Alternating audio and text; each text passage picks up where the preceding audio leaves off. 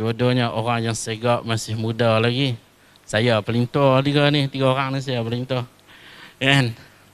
Sebelah kanan saya ni adalah sahabat saya Ustaz Mazlan, Mazlan Ibrahim, yang mana beliau adalah sekarang merupakan pensyarah di Kolej Universiti Islam Perlis, KUIPS, dan beliau adalah salah seorang daripada lepasan Universiti Islam Madinah, dan belajar di Q sana. Pernah belajar di Q, jadi Al-Hafiz lah. Al-Hafiz, Masya Allah. Jadi di sebelah kiri saya pula adalah Ustaz Ahmad Yusairi bin Yusli. Jawatan beliau sekarang adalah pegawai mubalik di Jabatan Mufti Negeri Perlis. Saya rasa ada sehari lagi kot. Kemudian beliau akan bertukar. Bukan mana Ustaz? InsyaAllah. InsyaAllah. Barangkali ke KUIPS lah. Barangkali ke KUIPS juga. Dan beliau merupakan lepasan daripada Universiti Ahlul Bait Jordan. Jadi pada malam ini kedua-dua ahli panel kita bukan orang yang biasa-biasa untuk nak mengupas tajuk yang sangat penting, sangat orang kata signifikan pada waktu sekarang. Tambahan pula hari ini adalah 11 Rabiul Awal, malam ni masuk 12 Rabiul Awal. Jadi bertepatan dengan majlis yang kita buat di Masjid Rahmaniyah ini. Jadi sebagai pembuka bicara pada malam ini, Nabi SAW, muslimin dan muslimat yang dirahmati Allah sekalian, Allah utuskan baginda itu sebagai rahmat untuk sekalian alam. Ayat yang selalu kita dengar, wa ma arsalnaka illa rahmatan lil alamin. Tidaklah kami mengutuskan engkau wahai Muhammad illa rahmatan lil alamin. Illa rahmatan lil alamin, iaitu sebagai rahmat bagi seluruh alam. Jadi Nabi itu merupakan rahmat bagi kehidupan manusia di dalam memberikan contoh-contoh, memberikan pedoman untuk kita semua teladani. Jadi pada malam ini sebagai pembuka bicara, saya ingin bertanya soalan yang pertama kepada ahli panel yang pertama, iaitu Ustaz Mazlan. Bulan Rabiul Awal Ustaz, seperti mana yang kita ketahui, ianya dikaitkan dengan Rasulullah sallallahu alaihi wasallam. Dan yang masyhur pada bulan Rabiul Awal ini adalah Nabi sallallahu alaihi wasallam itu dilahirkan pada bulan Rabiul Awal. Walaupun di sana ada pelbagai tarikh yang menjadi perbahasan para ulama, tetapi secara masyhur di telinga manusia itu Nabi sallallahu alaihi wasallam dilahirkan pada 12 Rabiul Awal. Berkenaan dengan kelahiran Nabi sallallahu alaihi wasallam ni, dia banyak cerita-cerita yang kita dengar. Kan? Kita banyak cerita-cerita yang kita dengar. Ada cerita Nabi bila lahir tu terus bersujud lah, terus berkhatan lah. Dan ada juga kisah-kisah yang sahih tentang kelahiran Nabi sallallahu alaihi wasallam. Baik. Jadi soalan saya kepada Ustaz Mazlan pada malam ini adalah minta untuk Ustaz jelaskan berkenaan dengan kisah-kisah tersebut, yang manakah kita boleh percaya, yang manakah kita tidak boleh percaya dari segi kesahihan faktanya tu Ustaz. Jadi saya dengan segala hormatnya menyerahkan majlis ini kepada Ustaz Mazlan. 15 minit Ustaz.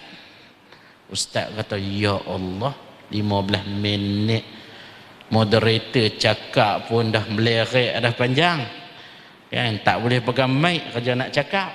Jadi saya bagi 15 minit untuk pusingan pertama ini kepada Fadilatul Ustaz Mazlan Ibrahim, untuk beliau mengupas soalan yang diberikan ini. Dengan segala hormatnya saya mempersilakan Ustaz.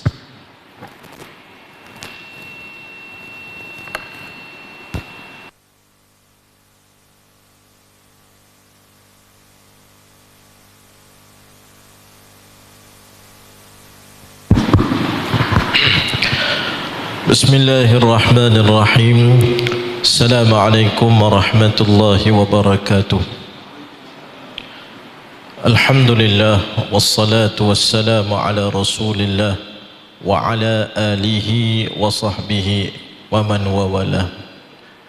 Baik, terima kasih kepada kekanda moderator saya, itu Ustaz Wafiq, yang mana Ustaz Wafiq sendiri adalah senior saya di Universiti Islam Madinah Al-Munawwarah dahulu, sahabat panel kita iaitu Al-Fadhil Ustaz Usairi, dan pecinta-pecinta ilmu, pengimarah rumah Allah Subhanahu wa taala yang hadir pada malam ini, muslimin dan muslimat yang dikasihi Allah Subhanahu wa taala insya-Allah.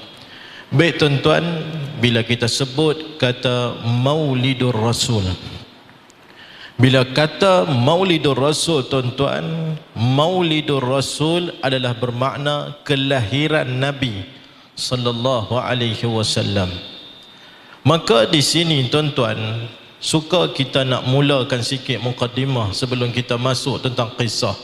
Sebab tuan moderator bagi saya bab kisah, tuan-tuan. Bila sebut bab kisah, dia bagi 15 minit. Saya pun duk fikir lagu mana nak urai kisah 15 minit ni.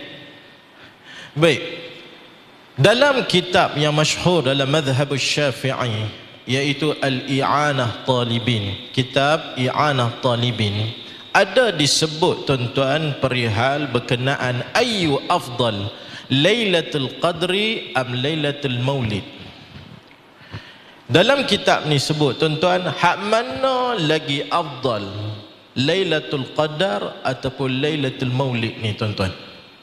Maka di situ Ibn Kathir rahimahullah ada ditambah dengan menyebut dalam masalah ini, dia mengatakan bahawa malam Lailatul Qadar, Lailatul Maulid ini ada kelebihan dia. Bila sebut ada kelebihan dia, ini adalah kelebihan kepada umat manusia.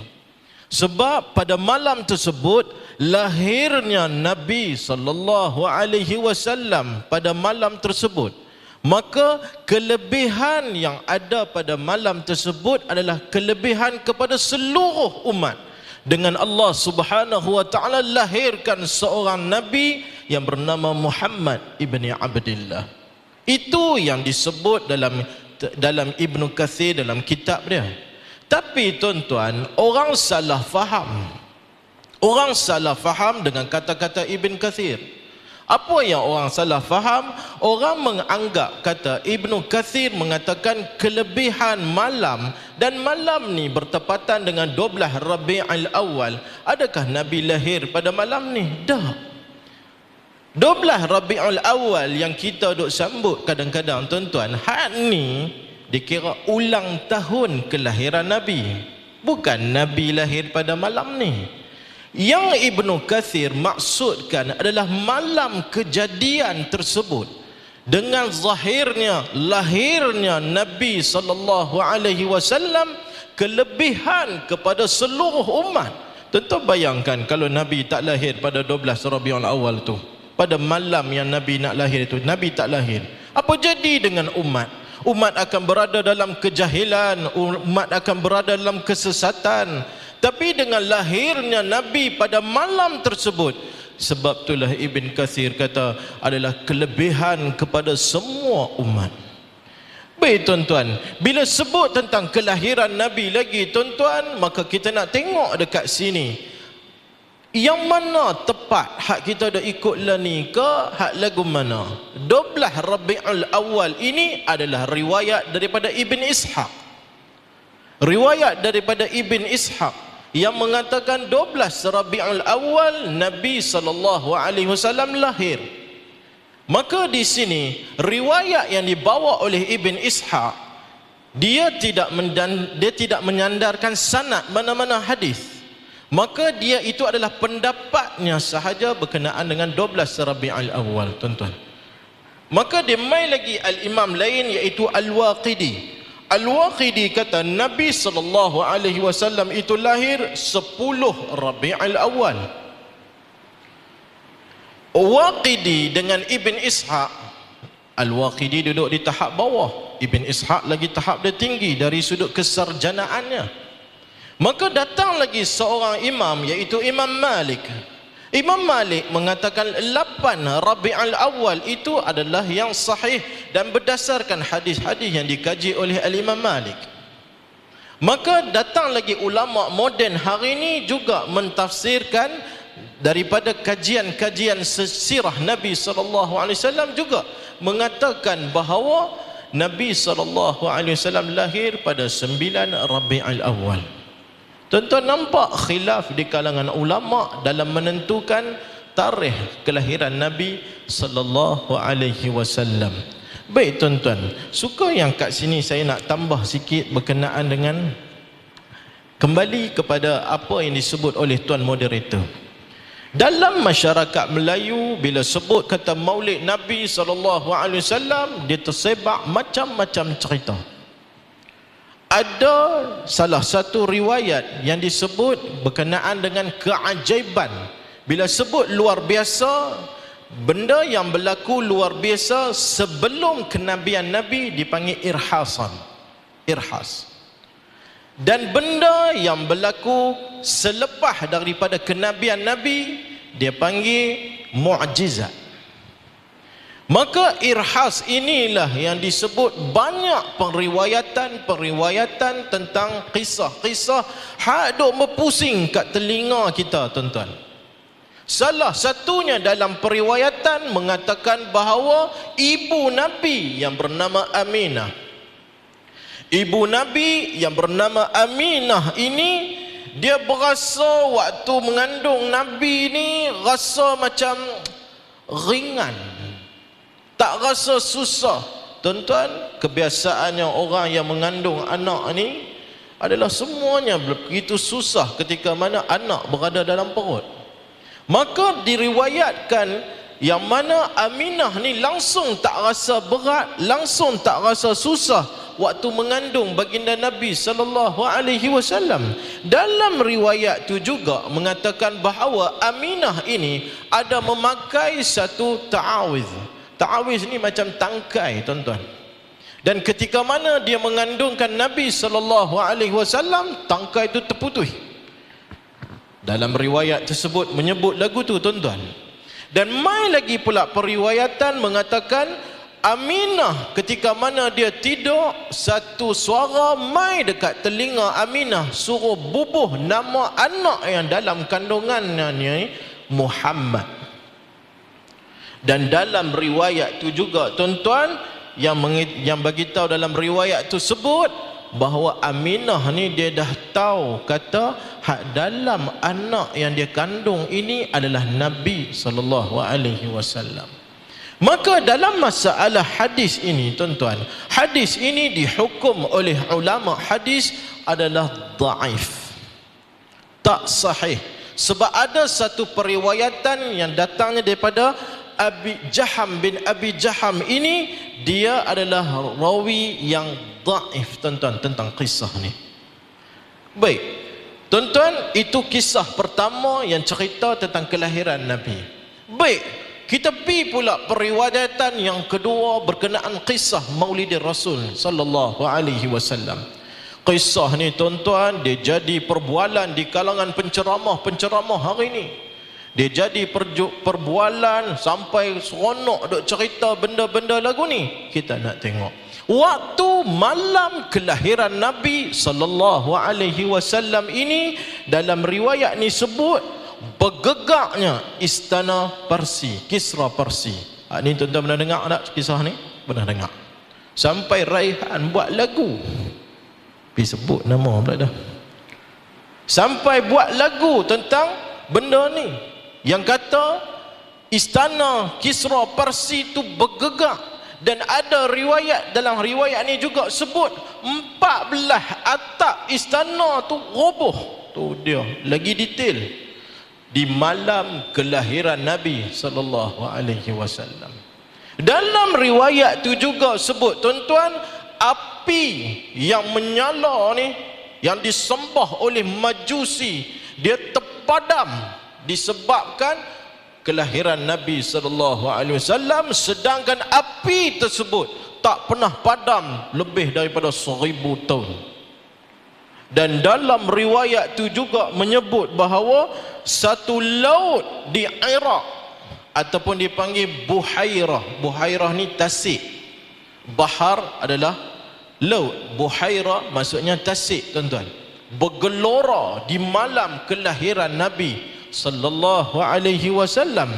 Tuan-tuan, yang kita sebut peristiwa-peristiwa ini semuanya dhaif, tuan-tuan. Dhaif. Dihukum oleh Ibn Kathir rahimahullah. Dia sebut dalam kitab dia Gharibul Munkar hadis ni. Al-Zahabi rahimahullah juga dalam Sirah An-Nabawiyah juga dia sebut munkar hadis ni. Tapi kita pakai dia, kita bubuh, kita cerita malam kelahiran Nabi ni seolah-olah lagu tu, tuan-tuan. Jadi bahan, jadi cerita, jadi buah bicara di kalangan asatizah dan sebagainya. Tuan-tuan, bila dibuat pengkajian bahawa cerita-cerita lagu ni semuanya adalah dhaif belaka, tuan-tuan. Baik. Kemudian ada yang kata dalam riwayat lain pula Nabi SAW waktu lahir, tuan-tuan pernah dengar tak? Yang tadi tuan moderator sebut, lahir Nabi, keluar Nabi dalam keadaan sujud. Lahir Nabi, keluar saja Nabi ini dalam keadaan sujud, dan kepala dia dalam riwayat tu sebut angkat ke langit. Hak ni juga adalah hadis yang dhaif. Periwayatan dia lemah, dhaif daripada semua sudut. Ibn Hibban sebut, Al-Waqidi pun sebut adalah dhaif. Ibn Hisham dalam sirah Ibn Hisham sendiri menyebut, mengatakan adalah hadis ni dhaif, tuan-tuan. Manakala Ibn Kathir dalam Bidayah wan Nihayah sendiri sebut juga adalah perihal cerita yang Nabi keluar sujud ini adalah lemah, dhaif. Tuan-tuan, kita hati-hati ketika bawa cerita tentang Nabi SAW. Kalau cerita tentang kelahiran kita ataupun cerita tentang kelahiran siapa-siapa, hak tu tak jadi masalah. Pilah cerita lagu mana pun. Tapi bila dia berkaitan dengan susuk tubuh yang bernama Muhammad ibni Abdullah, hati-hati. Kita adalah pejuang mempertahankan Nabi sallallahu alaihi wasallam, tuan-tuan. Baik, tuan-tuan, yang paling lagi famous, tuan-tuan, hadis ni yang orang selalu duk canang-canang anak orang tua kepada cucu-cucu dia, pak kepada anak. Ikutlah cerita kata Nabi sallallahu alaihi wasallam waktu lahir dia dah siap dah khitan. Dah siap dah khatan. Dan ada lagi pula hadis yang kata Nabi SAW keluar ni, tali pusat ni dah putus, dah terpotong dah. Hak ni berdasarkan satu riwayat, karamati ala rabbi an wulidtu masruhan makhtuna. Hak ni yang dia pakai riwayat ni. Riwayat yang kata Nabi keluar dalam keadaan siap sunat dah. Riwayat yang kata Nabi keluar daripada perut mak Nabi ni dalam keadaan pusat dia semua dah terpotong. Hal ni adalah dhaif, tuan-tuan. Dhaif. Subhanallah. Bila kita mengaji, bila kita tengok, kita kaji, kita mai hadir majlis ilmu, maka didedahkan dengan benda-benda lagu ni. Sebab apa? Yang bergelegak dekat kepala otak kita dan berlegak dalam masyarakat kita umumnya, semuanya yang tak sahih. Yang tak sahih berkenaan dengan Nabi kita sallallahu alaihi wasallam. Baik, tuan-tuan, apa yang sahih? Apa yang sahih? Baik, kata Ibn Kathir rahimahullah dalam kitab sirah dia sebut hadis berkenaan dengan kelebihan maulid ataupun benda-benda yang ajaib berlaku kepada Nabi SAW, martabatnya adalah hadis hasan saja.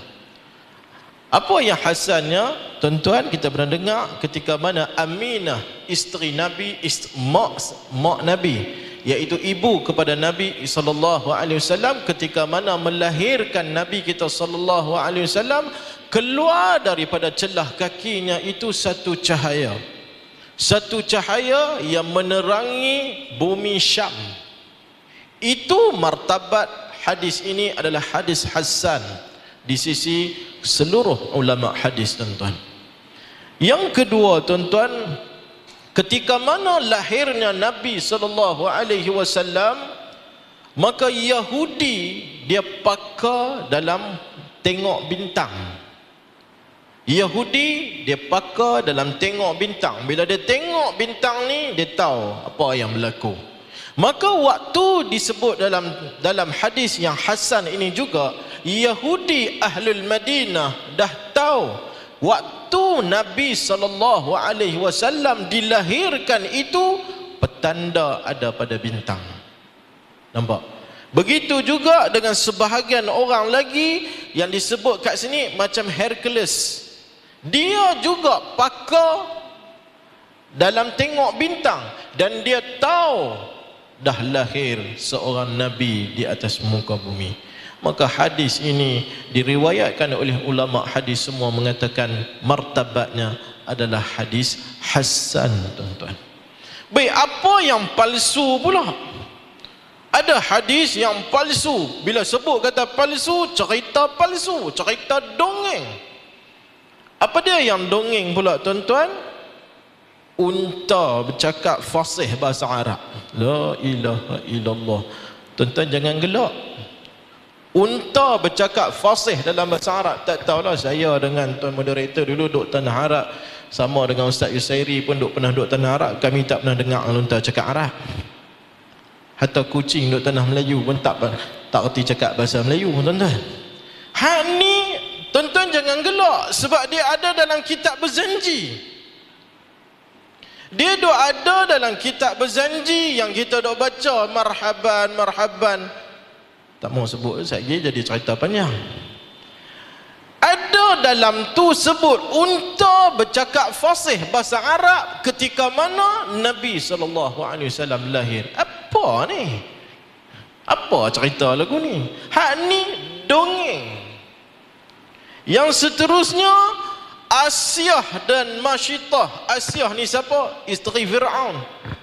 Masyitah ni siapa? Tukang apa? Tukang sikat rambut kepada isteri Fir'aun tu. Nama Masyitah. Turun waktu kelahiran Nabi SAW. Nampak tuan-tuan? Cerita-cerita palsu yang bergelegak di sisi kita, tuan-tuan. Itulah sedikit sebanyak yang boleh kita dapat pada malam ni, bahawa bila berkaitan dengan Nabi SAW, maka kita sebagai umatnya pertahankan kesahihan, pertahankan Nabi kita daripada dibuat cerita dongeng, cerita mengarut, tuan-tuan. Maka kita ambillah benda yang akrab, yang lagi dekat dengan Nabi, yang sahih daripada Nabi sallallahu alaihi wasallam. Saya rasa cukup pada raungan yang pertama tu, moderator. Sini. Wallahu a'lam. Terima kasih diucapkan kepada ahli panel yang pertama, Ustaz Mazlan, kupasan yang cukup cantik berkenaan dengan fakta sahih dan juga fakta yang tidak sahih tentang kelahiran Nabi sallallahu alaihi wasallam. Kita belajar lama dah, tuan-tuan. Lama dah dengar cerita ni banyak dah. Kan? Cuma kita pun tak tahu sahih tak sahih ke, betul tak betul ke. Jadi pada malam ini dengan penjelasan Ustaz Mazlan tu, maka kita tahulah yang mana yang tak sahih dan yang mana yang sahih. Dengan darjat hadis yang hasan, Ustaz Mazlan. Baik. Jadi benda tu adalah penting. Orang tanya cerita saja Ustaz. Tak, dia bukan cerita. Sandar kepada Nabi ni kita kata biar benda yang betul. Walaupun benda tu baik, nak bagi orang suka kepada agama, tapi Nabi nak bagi orang suka kepada agama, Nabi bukan pembohong. Para sahabat bukan pembohong. Para tabi'in bukan pembohong. Jadi terima kasih banyak-banyak kepada Ustaz Mazlan untuk pusingan yang pertama berkenaan dengan kesahihan fakta kelahiran Nabi sallallahu alaihi wasallam.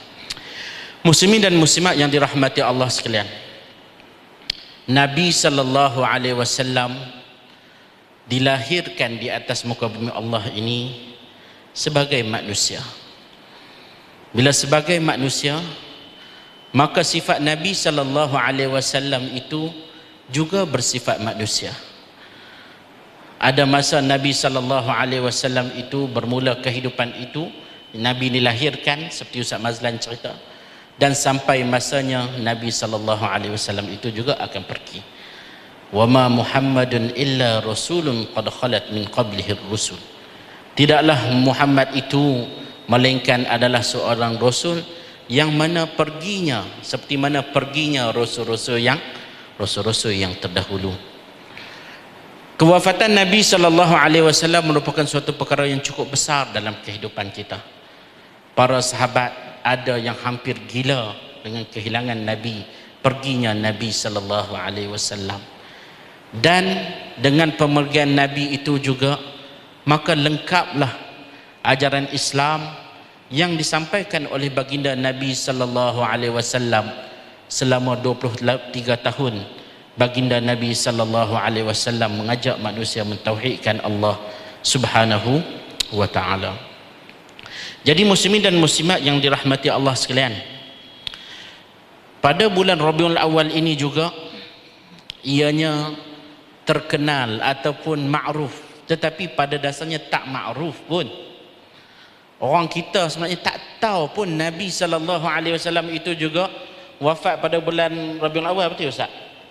Yang tahu Nabi lahir, kita tahu Nabi lahir saja pada bulan Rabiul Awal, tetapi kita tidak mengambil tahu bahawa baginda Nabi sallallahu alaihi wasallam juga wafat pada bulan Rabiul Awal. Jadi pada pusingan ini saya nak tanya Ustaz lah, untuk Ustaz kongsikan kepada kami semua, iaitu berkenaan peristiwa yang berlaku sebelum dan semasa kewafatan Nabi sallallahu alaihi wasallam menurut pandangan, menurut hadis yang sahih, dan dari segi pengajarannya itu apakah yang kita dapat. Jadi saya minta untuk Ustaz dengan masa yang diberikan untuk Ustaz mengulas perkara ini. Jadi dengan segala hormatnya saya persilakan. Assalamualaikum warahmatullahi wabarakatuh. Innal hamdalillah nahmaduhu wa nasta'inuhu wa nastaghfiruh wa na'udzu billahi min shururi anfusina wa min sayyiati a'malina. Man yahdihillahu fala mudilla lahu wa man yudlilhu fala hadiya lahu. Asyhadu an la ilaha illallah wahdahu la syarika lahu wa asyhadu anna Muhammadan abduhu wa rasuluh, amma ma'. Tuan-tuan dan puan-puan, hadirin dan hadirat yang dirahmati dan dikasihi Allah sekalian, alhamdulillah, pertama kali dan selama-lamanya kita bersyukur kepada Allah Subhanahu wa taala di atas segala kesempatan yang Allah berikan kepada kita pada malam ini, dapat kita hadir ke forum malam ini. Dan terima kasih kepada Ustaz Wafiq selaku bos saya di Jabatan Mufti. Jadi beliau bertanyakan soalan yang agak menarik, iaitu berkaitan dengan kewafatan Nabi sallallahu alaihi wasallam. Sepatutnya soalan ini dijawab oleh beliau kerana beliau mungkin lebih pakar berkaitan dengan perkara ini. Tapi insya-Allah saya akan jawab sedikit sebanyak sekadar apa yang saya tahu. Tuan-tuan dan puan-puan dirahmati Allah Subhanahu wa taala sekalian, agama ini, segala urusan berkaitan dengan agama ini perlu kepada fakta. Al-isnadu minad din. Laula al-isnad laqala man syaa ma syaa. Sanad itu daripada agama. Kalau tanpa sanad, maka orang akan berkata suka hati dia. Tu yang kata Nabi lahir tanpa khatan, yang kata Nabi sallallahu alaihi wasallam lahir api terpadam semuanya. Jadi tuan-tuan dan puan-puan dirahmati Allah Subhanahu wa taala sekalian, lebih-lebih lagi berkaitan dengan bab sirah Nabi sallallahu alaihi wasallam, kita kena berhati-hati. Kadang-kadang mungkin kita nak sebut itu dalam rangka memuliakan Nabi, tetapi secara tak sedar kita memberikan satu kecacatan kepada Nabi sallallahu alaihi wasallam. Misalnya, riwayat yang menceritakan bahawasanya Nabi lahir dalam keadaan dikhatankan, sudah dikhatankan. Mungkin sebahagian orang menganggap itu sebagai satu kemuliaan, tetapi pada masyarakat Arab ia adalah satu kecacatan. Jadi tuan-tuan dan puan-puan dirahmati Allah sekalian, agama ini perlu melihat kepada fakta. Adakah ianya sahih ataupun tidak. Jadi tuan-tuan dan puan-puan, dia bukan masalah bila tentang khilaf tarikh lahir Nabi, tarikh wafat Nabi. Itu tak ada apa-apa kesan dari sudut hukum. Walaupun kita tahu bahawasanya ada perbezaan pandangan dalam kalangan ulama. Imam Malik kata 8 Rabiul Awal, Syekh Muhammad bin Salih Al-Utsaimin kata 9 Rabiul Awal, begitu juga Ibn Ishaq kata 12. Jadi pandangan-pandangan itu banyak. Jadi tuan-tuan dan puan-puan, apa yang penting adalah intipati daripada kisah tersebut. Jadi tuan-tuan dan puan-puan, berkenaan dengan bulan Rabiul Awal ini, seperti mana yang disebutkan oleh tuan moderator, ia juga adalah bulan kewafatan Nabi SAW. Seperti mana yang disebutkan oleh Syekh Safiyur Rahman Al-Mubarak Furi, tarikh wafat Nabi SAW, kata beliau adalah pada 12 Rabiul Awal tahun ke-11 Hijrah. Jadi tuan-tuan dan puan-puan, sebenarnya hari berkaitan dengan kewafatan Nabi ni jarang untuk dikisahkan. Bila mai Rabiul Awal, orang kata apa? Jom kita sambut Maulid Nabi, kan? Ada Maulid sale pun ada, kan? Macam-macam lah, kan? Dia maksudnya sebut pasal kelahiran. Tetapi jarang kita bicara berkaitan dengan kewafatan Nabi SAW. Jadi insya-Allah tuan-tuan dan puan-puan, dengan 15 minit yang ada pada malam ni, saya akan kupas sedikit sebanyak berkaitan dengan kisah kewafatan Nabi.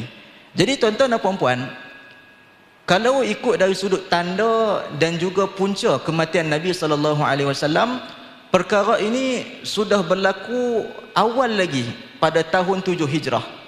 Jadi setelah Nabi SAW selesai menakluk Khaybar pada ketika itu, maksudnya penentangan antara umat Islam dengan orang Yahudi, yang kita tahu orang Yahudi ni mereka suka mengkhianati perjanjian. Jadi kelompok Bani Nadir mereka bersepakat dengan kumpulan yang lain untuk menentang agama, untuk menentang Islam. Maka pada waktu itu tuan-tuan dan puan-puan, Allah Ta'ala memberikan kemenangan kepada umat Islam. Dan selepas daripada itu tuan-tuan dan puan-puan, datang seorang perempuan Yahudi namanya Zainab bintil Harith, yang mana Zainab bintil Harith ini dia membawa satu makanan daging kambing kepada baginda Nabi SAW. Cerita ni diceritakan dalam Sahih Bukhari. Jadi pada bahagian paha kambing itu dilebihkan racun. Jadi tuan-tuan dan puan-puan, maka perempuan Yahudi itu bagi kepada Nabi SAW untuk dimakan. Dan dengan takdir Allah Subhanahu wa taala, seperti mana disebutkan, wallahu ya'simuka minan nas. Allah Taala pelihara Nabi. Allah Taala pelihara Nabi. Makanan itu kita katakan diberitahu kepada Nabi SAW bahawasanya makanan itu beracun. Maka Nabi SAW sempat memasukkan ke dalam mulut, tetapi Nabi tak sempat nak telan. Dan tuan-tuan dan puan-puan, perkara itu sebenarnya memberi kesan kepada akhir kewafatan Nabi SAW pada 11 Hijrah. Jadi tuan-tuan dan puan-puan, berkaitan dengan kes makan racun ni, Nabi tak meninggal dunia, Nabi tak wafat ketika itu. Itu menunjukkan bahawasanya Allah Subhanahu wa taala memelihara Nabi SAW. Tetapi sahabat Nabi meninggal, iaitu Bishr ibn al-Barra. Beliau ni adalah orang yang makan daging kambing itu dan meninggal dunia. Jadi tuan-tuan dan puan-puan, seperti mana disebutkan dalam riwayat Aisyah radhiyallahu anha, beliau menyatakan, kana Nabi sallallahu alaihi wasallam yaqul fi maradhihi alladhi mata fihi. Aisyah radhiyallahu anha menyatakan bahawasanya Nabi SAW bersabda pada saat akhir-akhir masa sakit beliau, ya Aisyah, wahai Aisyah, ma azalu ajidu alam at-ta'am alladhi akaltu bi Khaybar fahadha awanu wajadtu qita'a abhari min dhalika as-sum. Wahai Aisyah, aku masih merasakan dampak daripada makanan kambing yang sudah diracun, yang telah aku makan pada saat di Khaybar. Maka inilah saatnya aku mendapatkan terputusnya nafasku disebabkan oleh racun tersebut. Jadi tuan-tuan dan puan-puan dirahmati Allah Subhanahu wa taala, Nabi SAW merasai kesan daripada racun itu pada 11 tahun 11 Hijrah. Maksudnya Allah Taala pelihara baginda Nabi SAW. Kemudian tuan-tuan dan puan-puan, itu kita katakan antara punca lah. Dan pada tahun 10 Hijrah, Nabi seakan-akan memberikan hint, kita katakan macam bagi tanda, yang Nabi ni akan meninggalkan umatnya. Jadi tuan-tuan dan puan-puan, pada 10 Hijrah, 10 tahun 10 Hijrah, ketika itu Nabi SAW melaksanakan haji. Melaksanakan haji, dan Hajjatul Wada' berlaku pada 10 Hijrah, ketika mana Nabi SAW menyampaikan pesanan, menyampaikan khutbah. Nabi SAW menyatakan, ketika masa Nabi SAW memberikan pesanan, Nabi SAW menyatakan, ya ayyuhan nas, wahai manusia, khudhu anni manasikakum, ambillah daripada aku cara ibadat haji ini, fa inni la adri la'alli ahujju ba'da ami hadha, kerana aku tak kerana mungkin setelah tahun ini aku tak akan berjumpa lagi dengan kalian semua. Maksudnya Nabi bagi satu tanda bahawasanya baginda sallallahu alaihi wasallam akan meninggalkan umatnya. Dan kemudiannya disebutkan surah An-Nasr, idza jaa nasrullahi wal fath wa ra'aitan nasa yadkhuluna fi dinillahi afwaja fasabbih bihamdi rabbika wastaghfir innahu kana tawwaba. Bila mana disebutkan ayat ini, tuan-tuan dan puan-puan, Ibn Abbas dapat tangkap seolah-olah adanya satu pengkhabaran daripada Nabi SAW bahawasanya Nabi SAW akan meninggalkan umatnya. Itu berlaku pada 10 Hijrah. Kemudian tuan-tuan dan puan-puan, pada 11 Hijrah, bulan Safar 11 Hijrah, bulan Safar 11 Hijrah, Nabi SAW mula jatuh sakit. Nabi mai, kita katakan sakit yang parah, demam dan sebagainya.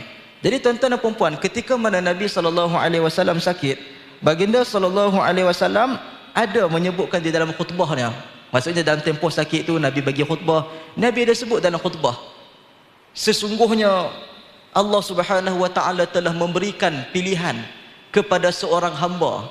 Adakah dia ingin memilih dunia ataupun memilih apa yang berada di sisi Tuhannya?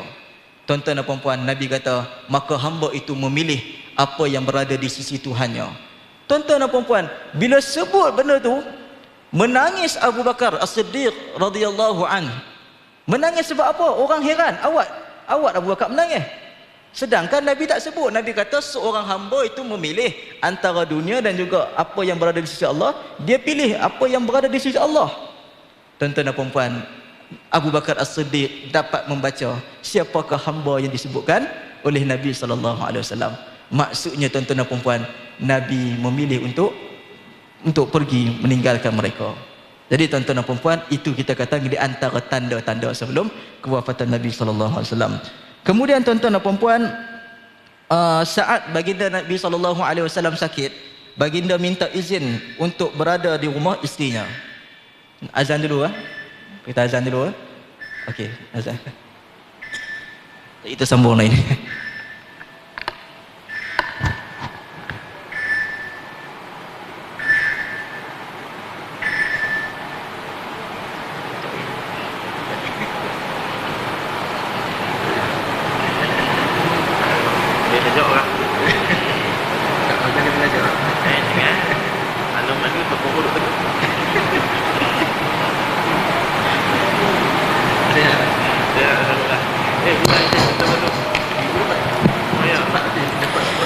Allahu Akbar, Allahu Akbar, Allahu Akbar, Allahu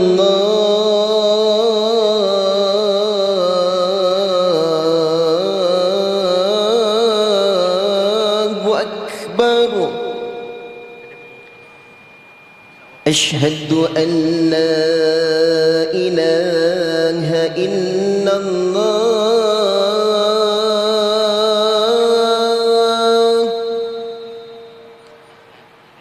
asyhadu an la ilaha illallah,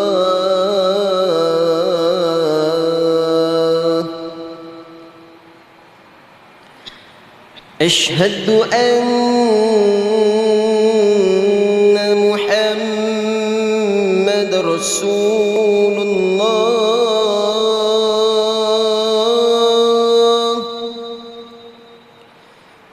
asyhadu anna Muhammadar Rasulullah.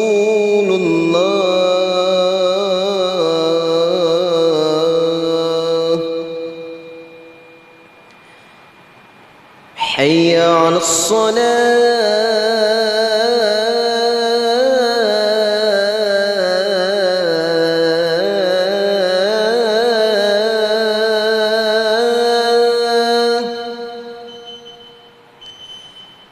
حي على الصلاة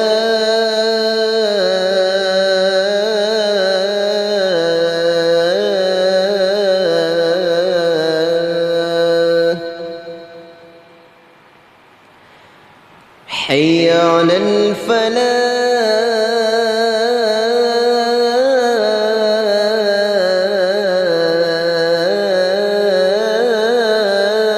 الفلاح حي على الفلاح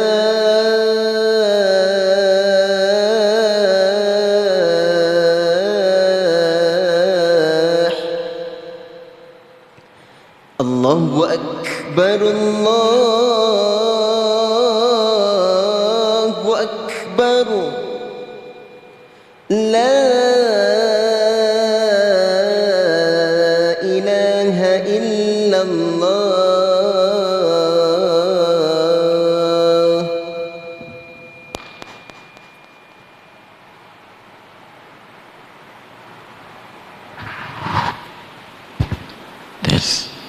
Jadi tuan-tuan dan puan-puan, kita sambung semula. Jadi tuan-tuan dan puan-puan dirahmati Allah Subhanahu wa taala sekalian, pada tahun 11 Hijrah ketika mana Nabi SAW menyampaikan khutbah, pada ketika itu Nabi SAW menyatakan bahawa orang hamba diminta untuk atau Nabi SAW menyatakan hamba itu mengambil untuk perkataan tak dapat nak difahami oleh sahabat yang lain, tetapi pada waktu itu Abu Bakar dapat memahami apa yang cuba Nabi SAW nak sampaikan. Maka tuan-tuan dan puan-puan, pada ketika itu menangis Abu Bakar As-Siddiq. Dan pada ketika itu tuan-tuan dan puan-puan, kemudian selepas daripada itu Nabi SAW berada dalam keadaan sakit. Kita pada peringkat awal Nabi sakit, Nabi tetap menjalankan tugasnya sebagai orang suami. Seperti mana yang kita tahu, Nabi ni kahwin ramai. Nabi ada ramai isteri. Dan Nabi SAW bergilir-gilir. Kan? Hari ni rumah siapa, esok rumah siapa. Dan tuan-tuan dan puan-puan, sebahagian kita macam itulah. Kadang-kadang nak kahwin ramai. Sebab apa? Sunnah. Sunnah Nabi kahwin ramai. Tapi tuan-tuan dan puan-puan, tak ramai yang boleh ikut macam Nabi SAW, iaitu adil. Kadang-kadang bila dah kahwin dua, hak muda lebih utama banding hak tua. Tak boleh lah tu. Jadi tuan-tuan dan puan-puan, itulah sunnah Nabi SAW. Nabi SAW bersikap adil dengan isteri dia. Jadi Nabi SAW pada peringkat awal, Nabi usaha untuk bergilir-gilir. Sehingga pada satu tahap, bila mana tibanya giliran Maimunah, ketika mana Nabi duduk di rumah Maimunah, pada ketika itu Nabi SAW mengalami sakit yang begitu parah. Dan pada waktu itu Nabi menghimpunkan isteri-isterinya dan meminta izin daripada isterinya untuk berada ataupun untuk tinggal di rumah Aisyah ketika mana tempoh Nabi SAW sakit. Maka isterinya pun membenarkan. Itulah contoh akhlak Nabi SAW. Betapa ramai orang pada hari ini kadang-kadang suami menggunakan kuasa veto. Aku laki, ikut suka aku, dah nak balik bila pun. Jadi tuan-tuan dan puan-puan, berbeza dengan Nabi SAW, apabila Nabi SAW nak minta satu benda, yang mana benda itu ada kaitan dengan hak isteri-isterinya, Nabi SAW meminta izin kepada mereka dan isterinya membenarkan. Jadi tuan-tuan dan puan-puan, Nabi SAW berada di rumah Aisyah radhiyallahu anha. Dan tuan-tuan dan puan-puan, Nabi SAW hari ke hari kita katakan semakin parah sakit Nabi SAW, sehingga kan kata Aisyah radhiyallahu anha, aku tak pernah lihat orang yang paling dahsyat sakitnya melebihi Nabi SAW. Ini seperti mana disebutkan dalam riwayat Al-Bukhari. Dan tuan-tuan dan puan-puan, ketika mana Abdullah bin Mas'ud menziarahi Nabi SAW, maka Nabi SAW menyatakan, sesungguhnya aku sedang demam sebagaimana dua orang daripada kalian terkena demam. Jadi tuan-tuan dan puan, hadis ini menunjukkan bahawasanya kesakitan yang dilalui oleh baginda Nabi SAW itu adalah sakit yang kita katakan teramat sangatlah, bukan sakit biasa-biasa. Jadi tuan-tuan dan puan, baginda SAW juga ketika itu sempat memberikan pesanan kepada Abdullah bin Mas'ud. Nabi SAW menyatakan, tidaklah seorang Muslim yang ditimpa musibah berupa sakit dan selainnya, melainkan Allah Subhanahu wa taala akan menggugurkan dosa-dosanya sebagaimana pokok menggugurkan daun-daunnya. Jadi tuan-tuan dan puan, bila mana kita sakit, alhamdulillah kita syukur kepada Allah Subhanahu wa taala, mungkin dengan asbab kita sakit, benda itu menggugurkan dosa-dosa kita.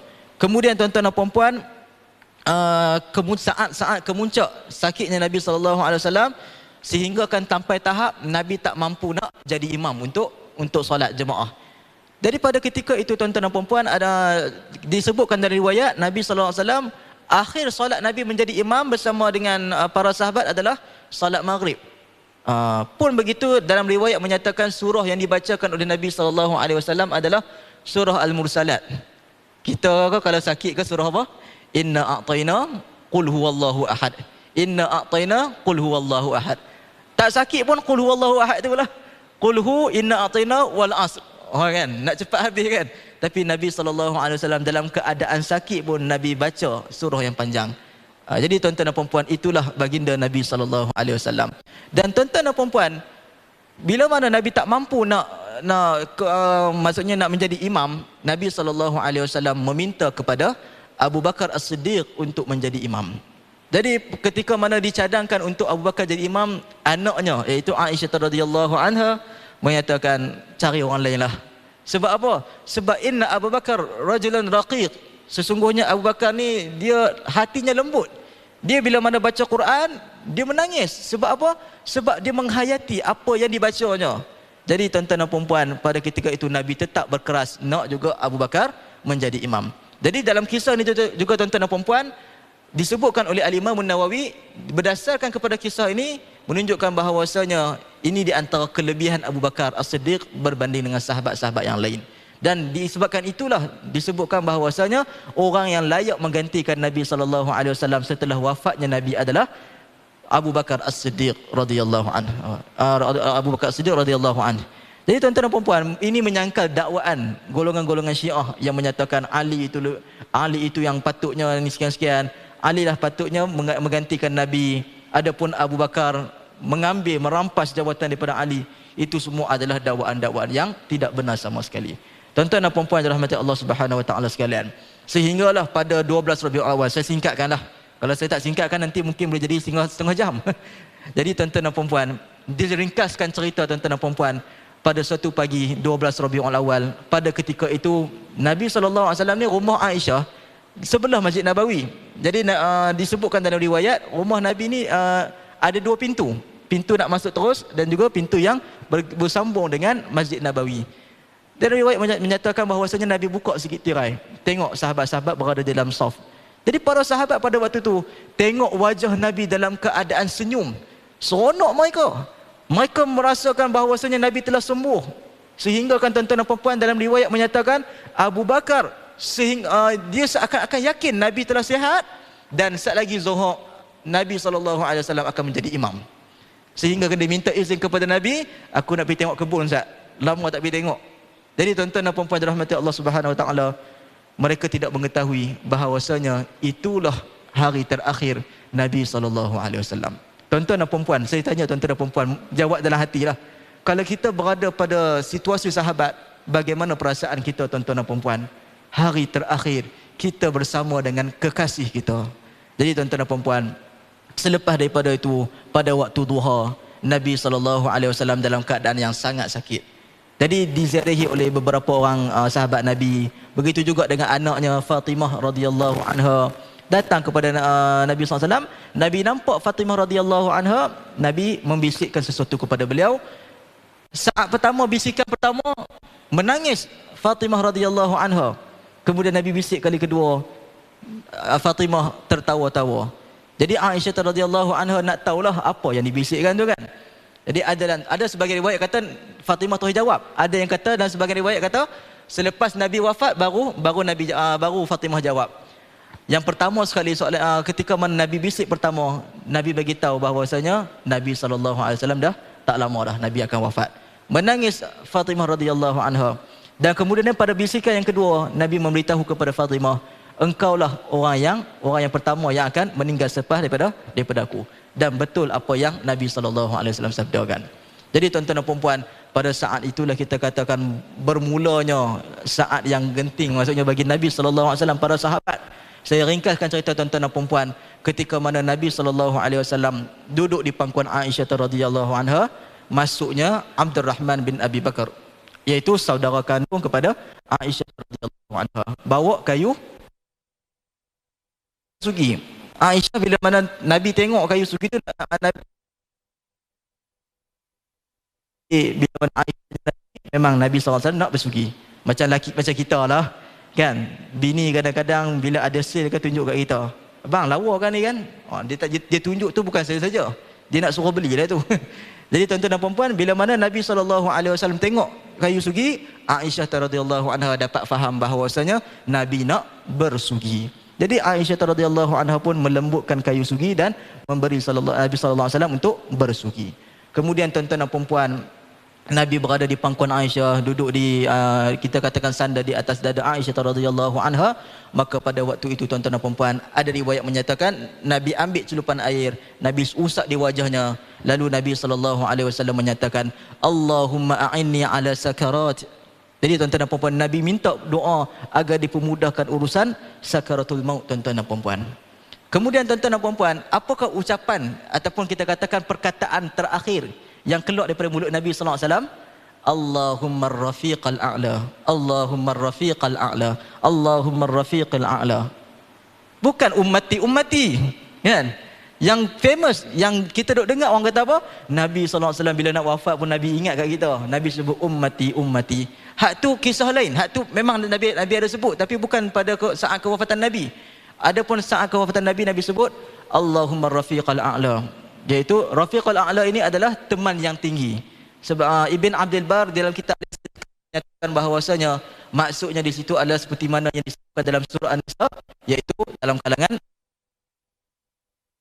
wasyuhada'i wassalihin.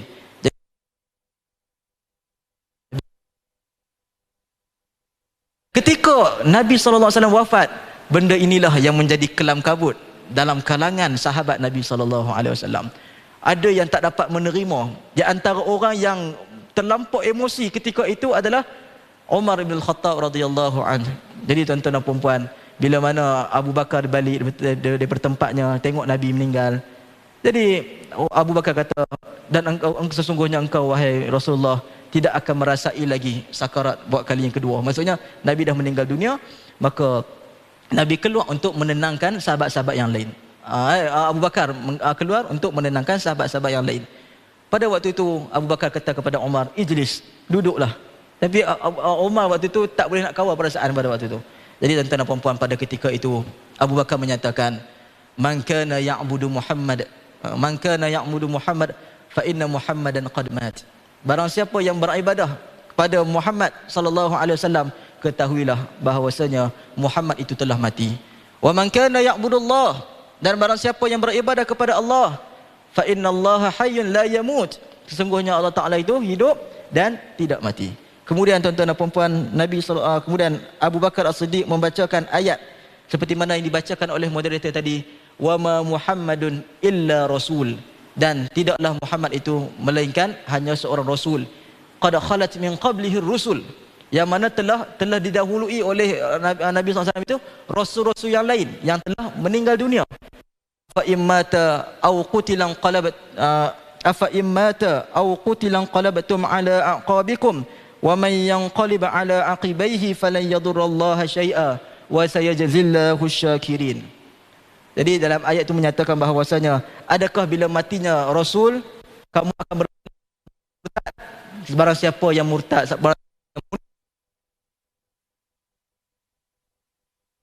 memudaratkan Allah Ta'ala sedikit pun, berikan balasan kepada orang-orang yang bersyukur. Jadi tuan-tuan dan puan-puan, sebagai kesimpulan daripada kisah kewafatan Nabi SAW ini, apa yang kita dapat faham bahawasanya Nabi SAW sama seperti insan lain. Nabi lahir seperti mana insan yang lain, Nabi juga wafat seperti mana insan yang lain. Maksudnya bukan kita nak mengedepikan keistimewaan Nabi. Nabi istimewa, insan yang istimewa, penutup para Nabi. Cumanya kita katakan bila mana kita menceritakan kisah Nabi, jangan kita melampau sangat. Ikutlah berdasarkan kisah-kisah yang benar. Tuan-tuan dan puan-puan, saya rasa mungkin setakat itu saja kot. Apa yang baik itu daripada Allah Subhanahu Wa Taala, yang buruk daripada kita sendiri. Wallahu alam. Assalamualaikum warahmatullahi wabarakatuh.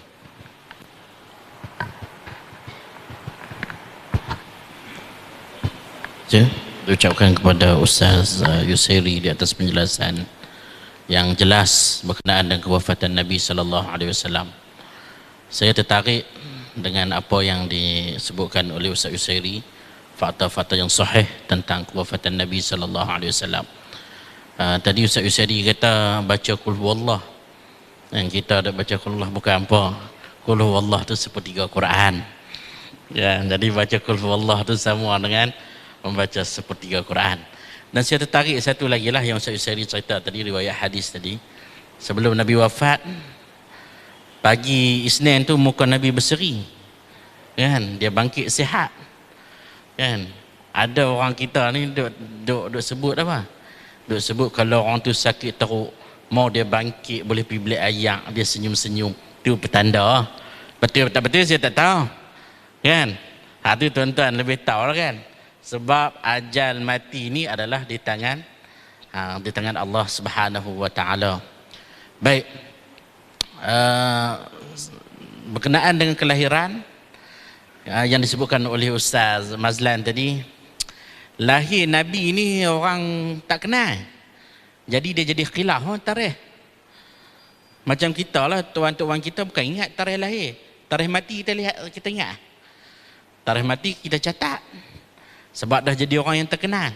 Begitulah juga dengan kewafatan Nabi sallallahu alaihi wasallam tadi.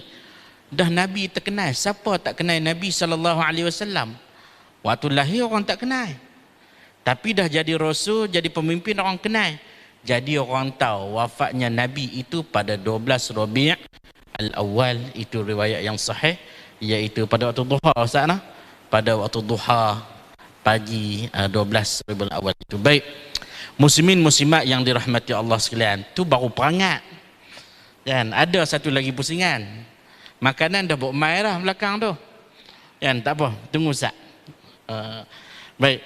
Seterusnya saya berpindah kepada ahli panel yang pertama, iaitu Ustaz Mazlan. Kita kembali kepada Ustaz Mazlan. Bila kita sebut tentang sunnah Ustaz Mazlan, sunnah, maka kita akan menganggap bahawa ianya sunat. Dan dalam persepsi masyarakat kita, apa sahaja benda yang baik yang menjadi kebiasaan orang lakukan dan pada masa yang sama disandarkan kepada agama, dia adalah perkara yang sunat. Itulah sebab apabila beberapa benda yang kita buat, contoh saya sebutlah beberapa benda, malam nisfu Syaban, khatam Yasin 3 kali. Dia kata, buat apalah nak larang? Tu semua kan benda sunat. Contoh kita katakan Maulidur Rasul, dia ada apa perarakan, apa majlis-majlis yang kita katakan apa berzanji dan sebagainya, wallahu alam lah. Apa masalah Ustaz Mazlan? Benda sunat apa yang Ustaz Mazlan kalut? Sunat saja Ustaz Mazlan.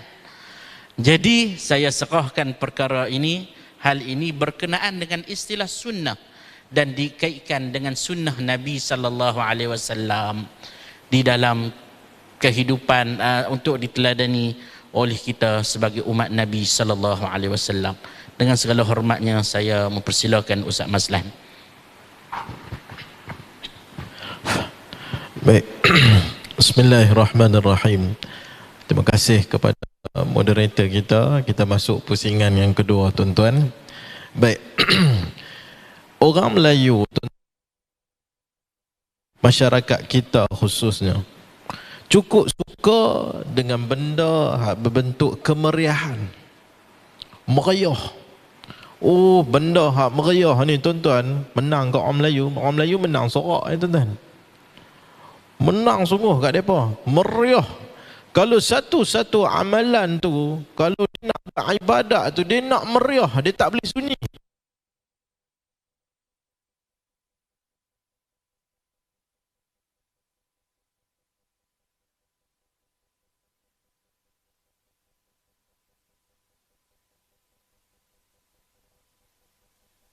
Ibadah tu macam pesta. Nak semayang, tapi dia nampak kalau tak diisi pada tengah-tengah di antara satu solat dengan satu solat tu, dia nampak macam tak meriah. Dia nak terjerit-jerit dalam masjid.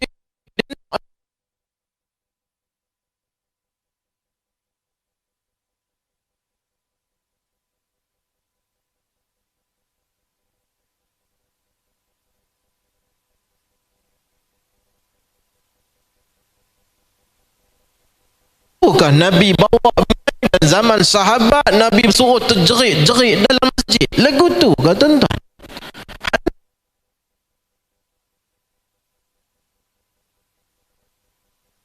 Kata solat tarawih tuan-tuan.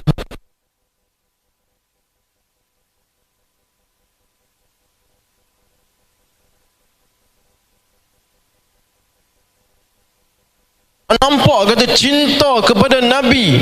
Ada pula tambah Al-Khalifatul Ula Abi Bakrin As-Siddiq, Al-Khalifatul Thani Umar Ibn Khattab, macam-macam penambahan. Adakah ini yang dikira sebagai apa yang Nabi SAW bawa mai pada kita? Sungguh pun Nabi suruh kita doa, suruh kita selawat di antara salat-salat tarawih itu, tapi Nabi suruh kita cerit. Masyarakat Melayu khususnya suka dengan bentuk kemeriahan. Benda hak terjerit-jerit ini bid'ah tuan-tuan, bukan sunnah Nabi SAW. Saya sebut terus-terang. Sebab apa saya kata lagu tu? Bila kita mengamalkan apa yang dibawa oleh Nabi, berpegang dengan sunnah Nabi, kita berasa sunyi sepi. Sebab apa? Hak kita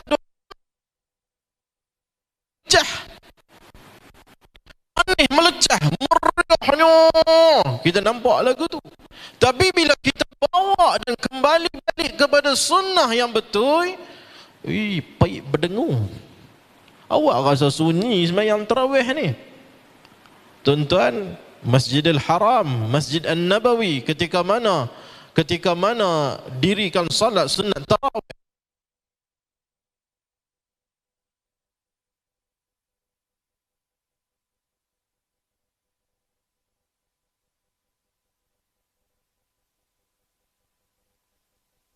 kata adanya sunnah Nabi, cara Nabi bertekun dan bersungguh-sungguh ketika mana melaksanakan ibadah. Bukan kita nampak ada kemeriahan. Orang Melayu dia nampak semua nampak meriah. Lepas tu pula orang Melayu cukup suka dengan benda bermusim tuan-tuan. Musim buah bepi lah, musim buah memang sedap. Musim lah. Ni musim. Bila masuk salat tarawih, masuk saja bulan Ramadan, musim, dipanggil musim, penuh masjid. Cuba compare dan bandingkan salat tarawih dengan salat fardu. Allahu Akbar. Memang tak ada. Sebab orang Melayu suka kepada musim. Bila masuk tarawih ni penuh, malam pertama penuh, malam kedua penuh, malam akhir serayak tuan-tuan. Serayak. Pasal apa? Dia lupa dah. Nabi kata taharrau lailatul qadri fi ashril awakhir min syahril Ramadan. Carilah lailatul qadar pada ashril awakhir. Dia pergi cari lain lah tuan-tuan. Dia pergi cari lain lah. Ada setengah ustaz kata lailatul kamdar. Dia kata lailatul kamdar, bukan lailatul qadar. Itu masyarakat kita suka buat lagu tu tuan-tuan. Sebab dia buat ibadah mengikut musim. Maka tuan-tuan, adakah itu yang Nabi SAW bawa mai kepada kita? Sedangkan ibadah itu berterusan. Sama juga dengan maulid. Bila kata sambut maulid ini tuan-tuan, bukan bermakna kata kita tengok dari sudut ada ritual ataupun ada ibadah khusus berkenaan dengan maulid. Bukan kita sambut dengan qasidah, bukan kita sambut dengan ada ibadah khusus. Contohnya puasa sempena maulid. Hak tu tuan-tuan sebut sendiri lagu mana. Solat sempena maulid, zikir maulid. Ada tuan-tuan, masyarakat kita buka kitab maulid, duk baca dekat rumah sempena 12 Rabiul Awal. Tak tahulah kot tuan-tuan ada baca kitab tu. Ada tuan-tuan hak jenis lagu ni. Dan lagi dahsyatnya, bila disebut satu part tertentu, semua bakat bangkit habis. Ni kitab berjanji. Part tertentu bila ditanya balik sebab apa hampa bangkit, dia kata Nabi SAW hadir. Lagi punggah. Tuan-tuan nampak? Hak ni adakah yang dikatakan sunnah? Adakah ini dikatakan sunnah? Tapi masyarakat dia faham, sunat kot buat ni. Sunat kot. Dia duk kod tu tuan-tuan. Hak ni masyarakat kita duk buat lagu ni tuan-tuan. Baik tuan-tuan, apa lagi yang disebut dalam masalah ini? Begitu juga dengan perbahasan khilaf, masalah-masalah khilaf mu'tabar. Ada lagi yang lain-lain itu, contohnya dalam bab perkahwinan. Berapa banyak yang cerita tentang perkahwinan yang ada dalam perkahwinan ini kita rasa sunnah, tapi sebenarnya dia bukanlah sunnah Nabi sallallahu alaihi wasallam tuan-tuan. Kita hak suka jenis lagu-lagu ni. Dia nampak kata sunnah ini dalam bentuk orang lain buat, aku buat. Macam tuan moderator kata tadi, baca Yasin 3 kali pada malam nisfu Sya'ban. Tapi pernah tak kita sebagai umat Nabi Muhammad tertanya-tanya, ada tak hadis yang cerita tentang baca Yasin 3 kali itu? Dan apa status hadis tu yang kita duk buat baca Yasin 3 kali pada malam nisfu Sya'ban? Dan ada juga yang mengatakan bahawa malam nisfu Sya'ban tu buku kita ketuk. Buku 16 tu buka pula buku baru. La ilaha illallah. Hak ni masyarakat faham lagu tu tentang sunnah. Adakah itu sunnah tuan-tuan? Pembawakan mai kepada kita, kita ikut tanpa kita perhati dan kita teliti satu persatu dalam masyarakat kita tuan-tuan. Allahu Akbar. Tapi tuan-tuan, bila kita adakan zikr Rasul yang anjuran Jabatan Mufti untuk memperingati Nabi kita sallallahu alaihi wasallam, kita kena tengok kepada pengisian dia. Kita kena tengok pada pengisian yang ada di dalam dia. Bukan kita letak benda-benda yang mengarut, benda-benda yang sampai tak sedar diri puji Nabi. Itu bukan. Itu dipanggil ghulu dalam agama. Sampai berzikir tepuk hanya untuk majlis maulid Nabi SAW. Apa lagu ni? Sebab tu bila kita mengadakan majlis zikra Rasul ini untuk memperingati kehebatan dan keagungan Nabi kita sallallahu alaihi wasallam berdasarkan hadis yang sahih. Bila tuan-tuan habis daripada majlis ini, termasuk penonton yang berada di rumah, ketika mana bila kita habis majlis ni, maka kita keluar dan kita dapat tanam dalam kita punya otak ni, lama ni rupanya tak sahih kesan daripada zikra Rasul. Hak tu yang kita mau. Bila mai majlis zikra Rasul, kita dapat yang sahih daripada Nabi SAW, maka itu dibolehkan. Tapi kalau mai malam ni duk teriak bu air mata keluar, cerita tentang wafat Nabi teriak, cerita tentang Nabi gini teriak, esok gelak, keluar daripada masjid, lupa dah Nabi SAW. Hak tu tak mau. Tapi bila kita hadir dalam majlis macam ni, kita buat dan kita dedahkan, kita cuba nak cantah balik benda-benda yang amalan orang-orang Melayu tentang maulid Nabi SAW dengan cara kita terang kepada masyarakat. benda yang sahih itulah yang daripada Nabi kita sallallahu alaihi wasallam. Pada tadi kita sebut bila dia berdepan dengan susuk tubuh Nabi yang bernama Muhammad ibni Abdillah, kita wajib pertahankan. Bukan benda-benda dongeng yang main kat telinga kita tangkap. Benda dongeng main tangkap. Sebab orang Melayu suka viral, tuan-tuan. Benda-benda hak popular tangkap. Tangkap, share. Hak ni perangai orang Melayu.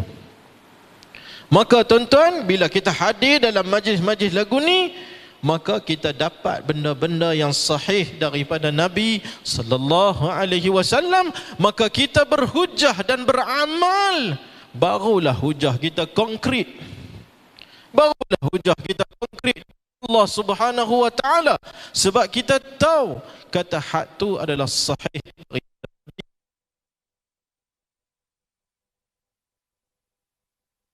Kata aku ikut, Tok Syekh ni kata aku ikut, ustaz ni kata aku ikut. Tapi bila tanya betul ke mai daripada Nabi ke? Oh, ngangau, tak tahu. Hak tu tak mau, tuan-tuan. Kita nak masyarakat yang berkualiti, masyarakat yang mengamalkan sunnah Nabi dan amal sunnah yang sahihah. Barulah kita berhujah dan kita membuat amalan. Amalan kita itu konkret berdasarkan hujah dari Al-Quran dan sunnah Nabi. Bila amalan itu nak diterima, ada dua benda, tuan-tuan. Yang pertama, ikhlas.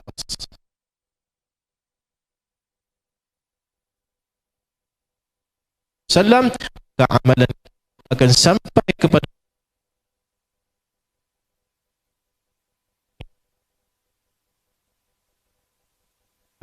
wallahu alam.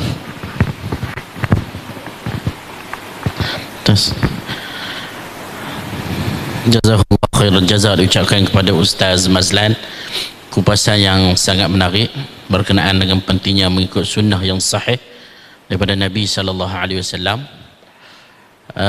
Kita kalau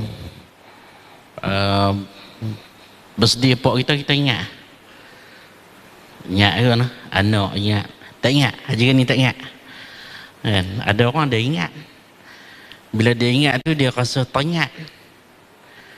Macam itulah juga kita. Nabi SAW dalam riwayat yang masyhur disebutkan 12 Rabiul Awal, walaupun ada pandangan yang lain, kita teringat Nabi SAW, kita cinta Nabi SAW kan.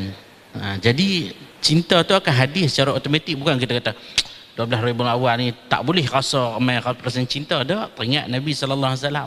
Seperti mana Ustaz Mazlan terang tadi, kelahiran Nabi itu merupakan rahmat bagi kita semua. Cuma kita duk sebut apa yang tak patut dilakukan, yang dianggap sebagai ibadah, seperti mana yang sangat jelas dijelaskan, diterangkan oleh Ustaz Mazlan sebentar tadi. Baik, muslimin muslimat yang dirahmati Allah sekalian, soalan yang seterusnya untuk Ustaz Yusairi. Bila kita menyebut tentang Nabi SAW, antara tujuan Nabi diutuskan itu adalah untuk nak perbaik akhlak manusia.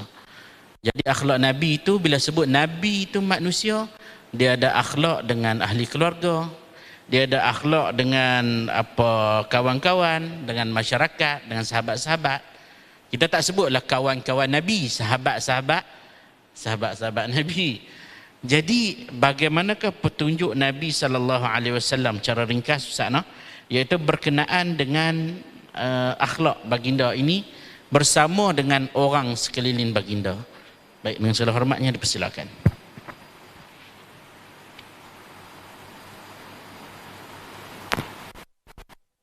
Yes.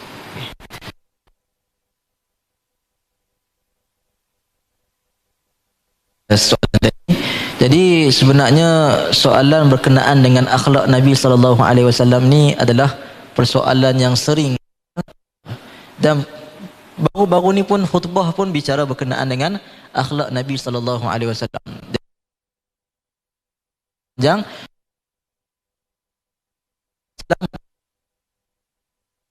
mulia seperti mana disebutkan oleh Allah Subhanahu,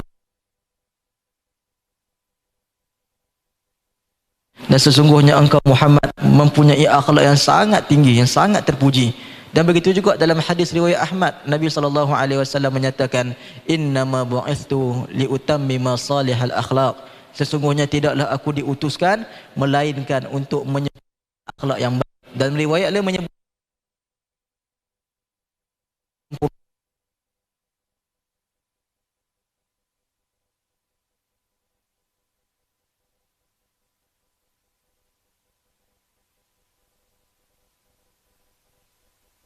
akhlak yang baik pada orang tertentu. Nabi adalah orang yang baik terhadap ahli keluarganya. Nabi adalah insan yang baik terhadap sahabat-sahabatnya. Nabi adalah insan yang baik terhadap orang bukan Islam. Sehingga kan tuan-tuan dan puan-puan, ada dalam kalangan orang bukan Islam yang melihat akhlak Nabi sallallahu alaihi wasallam sehingga menjadikan mereka teringin nak belajar Islam. Dan akhirnya mereka masuk dalam agama Allah Subhanahu wa taala. Tuan-tuan dan puan-puan dirahmati Allah sekalian, Arab masuk ke dalam masjid, sudut masjid. Jadi pada ketika itu sahabat Nabi sallallahu alaihi wasallam dengan Nabi duduk bersembang, kita katakan mungkin tengah bermusyawarah pada ketika itu. Para sahabat tengok perbuatan Arab Badui itu,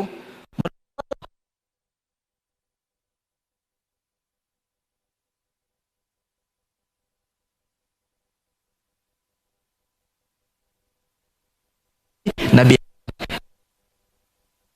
elakkan air kencing itu daripada bergerak. Jadi daripada dikencing kat satu sudut, tiba-tiba kena marah, lari kan. Jadi dia akan berterabak. Dan begitu juga akan memberikan, maksudnya memberi kesan kepada faktor kesihatan orang tu. Jadi tuan-tuan dan puan-puan, kita tahu Arab Badui ni macam mana. Dia punya sikap dia macam mana. Jadi ketika mana selesai Arab itu kencing, Nabi SAW minta supaya dituangkan air di tempat tersebut. Maka Nabi tegur Arab Badui itu dengan bahasa yang lunak, bahasa yang baik. Arab Badui angkat tangan berdoa kepada Allah Subhanahu wa taala, ya Allah, rahmati Muhammad dan janganlah rahmati selain kami. Oh, maksudnya nak isyarat kepada sahabat-sahabat tu. Menunjukkan bahawasanya bagaimana Arab Badui ini terpesona dengan akhlak Nabi sallallahu alaihi wasallam. Itu akhlak Nabi. Begitu juga tuan-tuan dan puan-puan, Nabi juga dengan budak-budak, Nabi bagus akhlak Nabi. Kita ni dengan orang tua-tua je baik akhlak, kan? Mungkin ada dalam kalangan kita yang allergic dengan budak-budak. Nampak budak-budak yang muka cengih sikit kan? Kadang-kadang ada setengah orang kata tak boleh bagi muka sangat. Sat lagi dia pijak kepala, contohlah kan. Tapi Nabi SAW mesra dengan kanak-kanak. Ada dalam riwayat menceritakan bahawasanya Nabi SAW pada suatu hari nampak Abu Umair sedang dengan sebab burung yang disayang. Katakan, ya Aba Umair, ma fa'alan Nughair. Wahai Aba Umair, tinggal dah burung tu, dah mati burung tu. Tapi itu pergaulan antara Nabi dan kanak-kanak itu menunjukkan betapa Nabi ini menjaga hubungan yang baik, akhlak yang baik. Dan daripada hadis itu tuan-tuan dan puan-puan, walaupun pendek, seorang ulama daripada mazhab Syafi'i, Ibn Qas Asy-Syafi'i, Ibn al-Qas Asy-Syafi'i mengeluarkan 60 faedah daripada kisah tersebut. Tuan-tuan dan puan-puan, betapa indahnya akhlak Nabi sallallahu alaihi wasallam dengan kanak-kanak. Begitu juga akhlak Nabi sallallahu alaihi wasallam dengan isteri baginda. Nabi sallallahu alaihi wasallam berjumpa dengan Aisyah radhiyallahu anha. Ada tak makanan nak dimakan pada hari ini? Aisyah kata apa? Tak ada makanan. Maka Nabi kata apa? Kalau begitu aku berpuasa. Tuan-tuan dan puan-puan rahmati Allah sekalian, kita contohlah baru balik pergi tangkap ikan, ataupun kita baru balik menoreh getah, balik-balik bini tak masuk, buka turun saja tak ada. Hak tu paling dahsyat lah. Ada hak yang biasa-biasa je kan. Hari ni masak lauk, kita katakan sambal belacan dengan gulai ikan. Esok pun sambal belacan gulai ikan. Lusa sampai tiap-tiap hari sambal belacan dengan gulai ikan. Jadi kadang-kadang sebagian suami dia marah kat bini dia sebab apa? Hang ni tak erti masak benda lain kan? Tapi tuan-tuan dan puan-puan, Nabi SAW, isteri tak boleh nak masak sebab tak ada makanan. Nabi SAW menunjukkan akhlak yang baik. Nabi kata, kalau begitu aku puasa. Tuan-tuan dan puan-puan, begitu indah akhlak Nabi SAW untuk buat kesimpulan tu lah. Sekejap lagi kita bagi kepada Ustaz Mazan. Ustaz Mazan lagi banyak idea dah. Jadi tuan-tuan dan puan-puan, dalam kita mencintai Nabi SAW perlu ada al-hubbu wal ittiba'. iaitu perasaan cinta dan ikut. Kalau cinta sahaja tapi tak ikut, maka perumpamaan itu seperti mana Abu Talib. Abu Talib cinta kepada anak saudaranya Nabi Muhammad sallallahu alaihi wasallam, tapi apakan daya, dia tak ikut ajaran Nabi Muhammad sallallahu alaihi wasallam, maka dia tidak mendapat kejayaan yang sebenarnya. Begitu juga tuan-tuan dan puan-puan, kalau semata-mata ikut tapi tak cinta, seperti mana orang munafik mengikut ajaran Nabi sallallahu alaihi wasallam di hadapan Nabi, tetapi dalam jiwanya membenci Nabi sallallahu alaihi wasallam. Jadi tuan-tuan dan puan-puan, kesempurnaan iman kita adalah tertakluk kepada bagaimana tahap cinta kita kepada Nabi sallallahu alaihi wasallam. Qul in kuntum tuhibbunallah fattabi'uni yuhibbukumullah. Katakanlah wahai Muhammad kepada kaum kau, in kuntum tuhibbunallah, sekiranya kalian mencintai Allah, fattabi'uni, maka ikutlah aku, yuhibbukumullah, maka kamu akan dicintai oleh Allah Subhanahu wa taala. Jadi tuan-tuan dan puan-puan, di samping mulut kita mengatakan aku sayang Nabi, takkan kita sayang Nabi tapi tak ikut ajaran Nabi. Takkan sayang Nabi tapi tak ikut sunnah Nabi SAW dalam kehidupan seharian. Jadi tuan-tuan dan puan-puan, pastikan mulut kita sama dengan perbuatan kita. Jadi saya rasa mungkin setakat itu saja untuk hari ini. Terima kasih kepada pihak masjid dan juga pihak Jabatan Mufti di atas penganjuran program pada malam ni, dan juga tuan moderator. Jadi saya harap apa yang kita bincang pada malam ni membuahkan hasil, kita dapat amalkan dalam kehidupan kita insya-Allah. Wallahu alam. Assalamualaikum warahmatullahi wabarakatuh. Terima kasih diucapkan kepada Ustaz Yusri. Jadi saya tak mau ulah panjang, kita dengar rumusan daripada Fadilatul Ustaz Mazlan bin Ibrahim. Dipersilakan Ustaz. Baik. Baik tuan-tuan, di peringkat kesimpulan kita pada majlis pada malam ni, kita kena lihat beberapa perkara tuan-tuan. Bila kita adakan zikra Rasul, maka kita tengok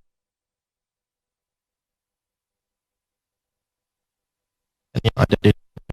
Bila kita keluar daripada majlis ni dan kita keluar daripada masjid pada malam ni, maka kita boleh dapat tanam dalam kita punya minda kita bahawa Nabi sallallahu alaihi wasallam seorang insan yang kita pelihara jauh daripada cerita-cerita dongeng, jauh daripada cerita-cerita yang tak sahih. Maka kita dapat daripada majlis ni supaya kita boleh hadam betul-betul tuan-tuan demi menjaga nama Nabi sallallahu alaihi wasallam. Itu yang pertama.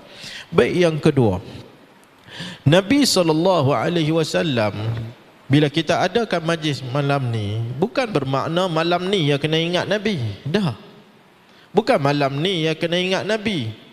Bermakna berterusan sekiranya kita adalah insan dan umat yang sayang kepada Nabi kita sallallahu alaihi wasallam, maka kita bukan takat sayang seperti yang Al-Fadhil Ustaz Yusairi tadi sebut. Kita bukan takat sayang saja tak cukup tuan-tuan. Semua orang boleh kata sayang, buat sayang Nabi, teriak bu. Lepas pada tu hilang pun dah tak ada adalah sunnah Nabi. Tak mau, bukan malam ni saja kena ingat Nabi, dan ingat Nabi ni berterusan sampai bila-bila. Itu yang kedua. Baik, yang ketiga, Nabi kita sallallahu alaihi wasallam diutuskan Allah bukan untuk dirayakan tiap-tiap tahun tuan-tuan. Bukan. Tapi tujuan kita memperingati Nabi sallallahu alaihi wasallam ni supaya membela Nabi kita sallallahu alaihi wasallam daripada benda-benda yang tak sahih. Allah Subhanahu wa taala bukan suruh nak kita raya tiap tahun dah.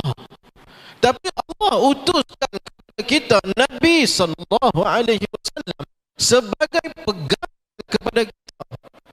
Pegangan kepada kita yang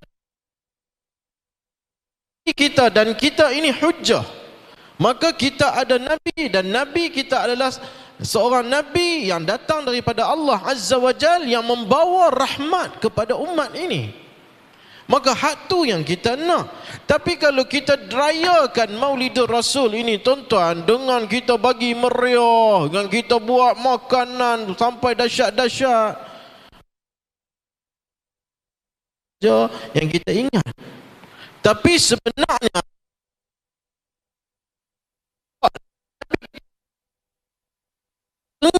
kita yang mana sahih, yang mana tidak sahih. Dan bukan malam ni saja ingat Nabi, dan terusan dengan mengamal.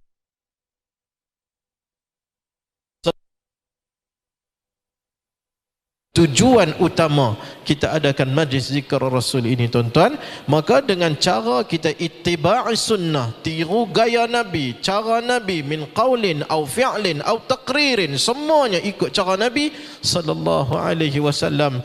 Maka kata apa Tuan Syekh kita, iaitu Ustaz Isairi tadi sebut dengan ayat Quran, qul in kuntum tuhibbunallah fattabi'uni yuhibbukumullah. Kita akan disayangi oleh Allah Subhanahu wa taala. Saya rasa cukuplah pada malam ni. Terima kasih kepada penganjur majlis, termasuk dengan Masjid Rahmaniyah Jabatan Mufti semuanya yang hadir. Assalamualaikum. Dengan itu tamatlah perbincangan kita pada malam ini, iaitu berkenaan dengan tajuk 12 Rabiul Awal. Kita tahu apa itu yang gembira, apa itu yang suka. Sukanya itu Nabi lahir. Kita tak ulah no, satu lagi Nabi sampai kat Madinah 12 Rabiul Awal. Tak dan. Kena ada seorang lagi ahli panel kat situ. Kan Pak Lang ke, Duk Bilal kata Syekh Zaim ke, siapa kata Imam ke, duk seorang lagi boleh cerita tentang apa. Nabi sampai juga di Madinah pada 12 Rabi' al-Awwal. Baik. Jadi suka itu kita ketahui, gembira. Nabi sampai di Madinah, penghijrahan Nabi, dan sebelum itu kelahiran Nabi. Dukanya itu juga kita terasa apabila perginya Nabi sallallahu alaihi wasallam meninggalkan sahabat, meninggalkan umat ini dengan khazanah yang menyelamatkan kita daripada azab api neraka dan memasuki syurga Allah Subhanahu wa taala. Jadi semoga kita boleh bermuhasabah sepanjang 12 Rabiul Awal ini.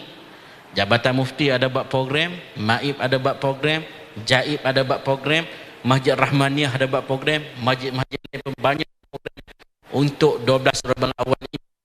Kita nak kumpulkan maklumat, kita nak menimbul ilmu yang kata Ustaz Mazlan tadi belaka. Pada masa yang sama kita mengetahui juga apa yang tak benar, kerana apa yang sahih itu untuk kita amalkan ini. Terima kasih kepada Tuan Imam.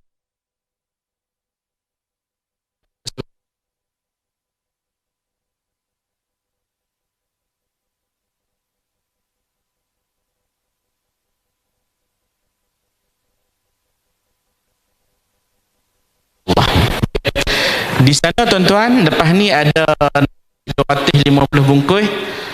Saya cadang kita ambil dulu satu. Lepas tu kita duduk perhati tengok tepi tiang, mau dah habis orang, kita ambil satu lagi insya-Allah. Boleh no? Insya-Allah. Kalau bagi yang hajat nak ambil dua lah, sebab saya tengok malam ni kehadiran cukup memerangsangkan. Terima kasih, jazakumullah khairah diucapkan kepada tuan-tuan yang sudi hadir dan terutamanya kepada Masjid Rahmaniyah. Sekadar itu sahaja. Wa sallallahu ala nabiyyina Muhammad wa ala alihi wa sahbihi wa baraka wassalam. Wassalamualaikum warahmatullahi wabarakatuh.